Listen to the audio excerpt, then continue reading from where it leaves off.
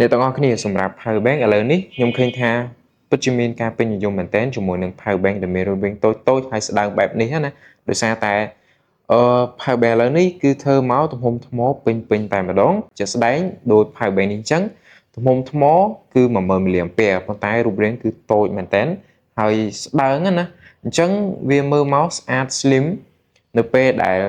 ប្រើប្រាស់ជាមួយនឹងទូរស័ព្ទរបស់យើងឃើញថាវាស្រួលក្នុងការប្រើប្រាស់មែនទែន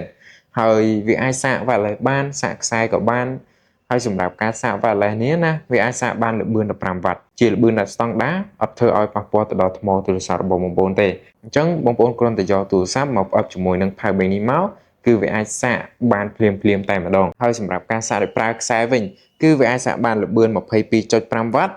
ហើយសម្រាប់ power bank ហ្នឹងក៏គេភ្ជាប់មកជាមួយខ្សែស្រាប់ដែរដែលជាប្រភេទខ្សែ Type C ណាអញ្ចឹងបងប្អូនអាចប្រើប្រាស់ខ្សែដែលជាប់នឹង power bank បានហើយបើសិនជាបងប្អូនចង់ប្រើខ្សែផ្សេងក៏បានដែរ